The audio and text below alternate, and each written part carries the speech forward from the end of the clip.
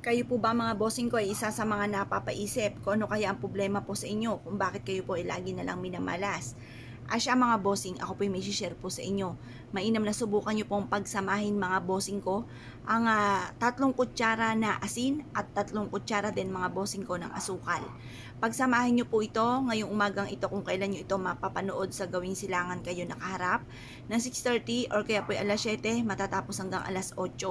Ito pong aking asukal ay ayan po ay walang katapusan na langgam na itim na tunay namang napakaswerte mga bossing. At ganoon din po mga bossing ko ang ating asin. Ngayon po mga bossing, harap ka sa may silangan, positive lamang. Sabihin niyo po sa pamamagitan nito ay magtutuloy-tuloy ang pasok ng swerte at kailanman hindi na kayo mamumblema tungkol sa usapin ng pera. Matutupad lahat ang mga pangarap po ninyo mga bossing. Sabihin niyo na ito na walang gamit na sana, direct to the point.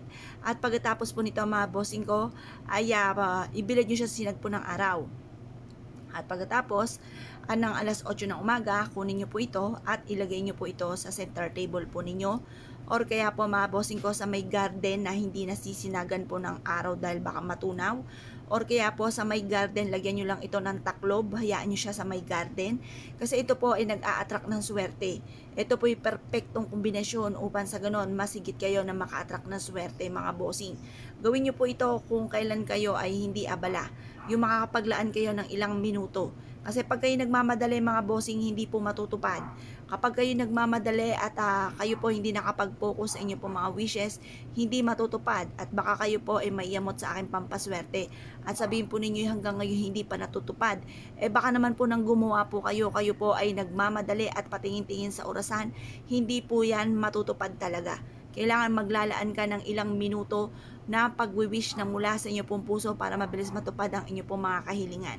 Ngayon po mga bossing, proven po ito na napakaswerte basta't may 100% kang paniniwala sa mga gatong mga pamamaraan. Walang imposible sa mga taong masisipag, matyaga, yan po ay makakamit ang mga pangarap.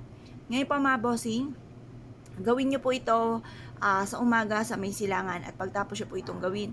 Ito po mga bossing ko, marami kang pwedeng paglagyan nga po. Ngayon po mga bossing, pwede nyo rin siyang ilagay sa ilalim ng inyong higaan. Paghaluin nyo po sila, hindi po yan lalanggamin.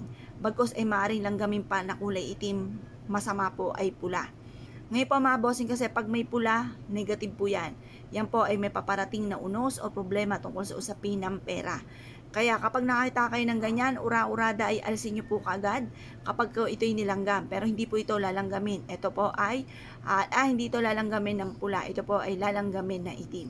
Ito po isa sa mga subok na napakaswerte basta't may 100% kang paniniwala sa mga gatong mapamamaraan at i-mindset nyo na kayo magiging matagumpay. I-mindset nyo na simula na ito ng tagumpay at kailanman hindi na kayo mamumblema sa pera. Matutupad lahat ang pangarap po ninyo at kung ano man yung mga pagsubok nyo yan, malalampasan nyo po yan mga bossing. Kaya kung kayo po naniwala at nais po itong gawin mga bossing, good luck po sa inyo po lahat.